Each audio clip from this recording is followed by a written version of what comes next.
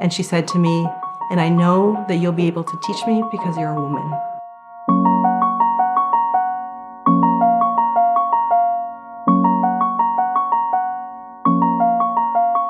Hi, I'm Anne Maggisano. I'm a Vice President at Burgundy Asset Management.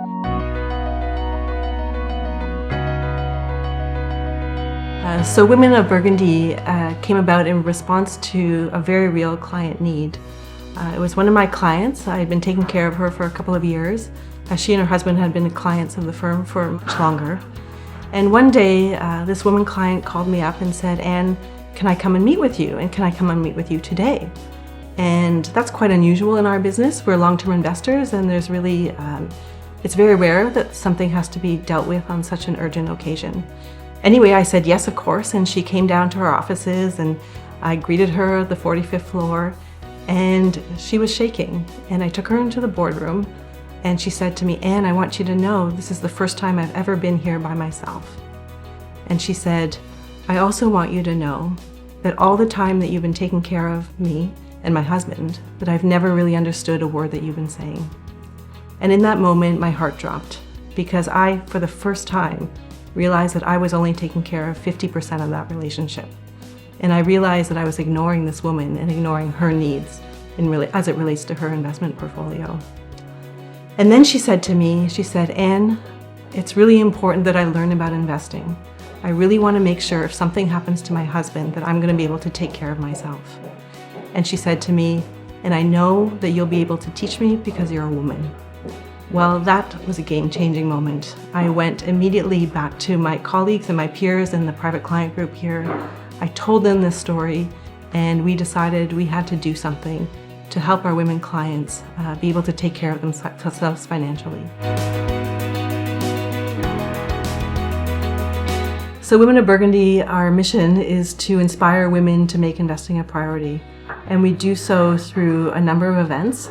We have a keynote speaker series of events where we invite top women in investing in business to come and speak to our clients and really sort of showcase what it means to be a woman who is empowered around business ideas and around investment ideas. We also have a book club, and we read investment books. We read books by Warren Buffett and other sort of very senior and well-respected investors. And this has been going on for 4 years now. And we have a seminar series where we talk about topics of relevance to clients' portfolios.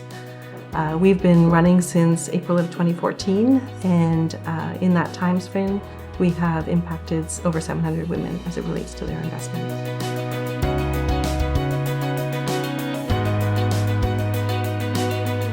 I met Tony Earl, who's the chairman of Burgundy, at a charity event in the city, and he had a very inspiring way of talking to people and sort of standing up for ideas that he believed in. And when I heard him speak and saw him that night, I went up to him, and I'd never met him before, and I said to him, "Tony, I just want you to know I've changed my career path because of you, and I'd love to work for you one day." And he looked at me in the eye and he said to me, "Well, tell me your background." And I said, "Well, I have a degree in film and art history and sciences." And he said to me, "I'm not sure we have anything for you." Of course, that was a very logical and rational response. I knew I had to build credibility, and I had to show him that I was really serious about moving into the investment business and making this a career path for the short term, if not the long term. And so I started to study investing. I took night courses. I got a job at another investment firm, and I volunteered for the Toronto CFA Society. And every quarter they published a journal called The Analyst, and I would write a book report on a book about investing, and they would publish it, and it would go out to all the CFA charter holders in Canada. And every quarter I sent Tony a copy of that article with a handwritten note, and I said, "On that note, thought you'd like to read my latest piece." I did that for 2 years, and there was no response. And then 2 years later, I got a call from Tony, and there was a job opportunity, and I took it.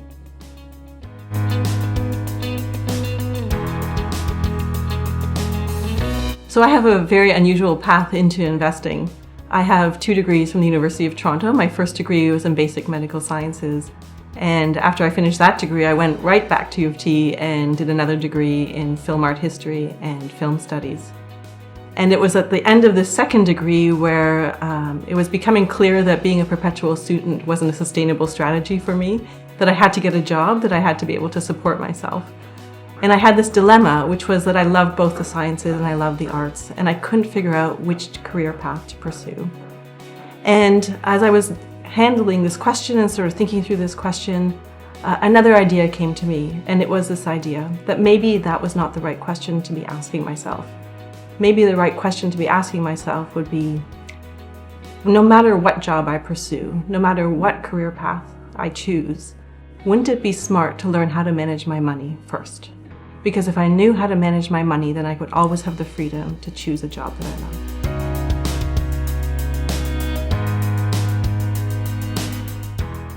I think it's really important when you're looking for a job to focus on the people that you have the opportunity to work with, rather than the job title. Over the course of my career and during my life, I've always surrounded myself with people that are living life at a higher level, that are living life in a way that I want to live my life with one day. And by surrounding myself with these people and surrounding myself with their energy and their way of thinking, over time, I have gradually been able to become the person that I hope to be.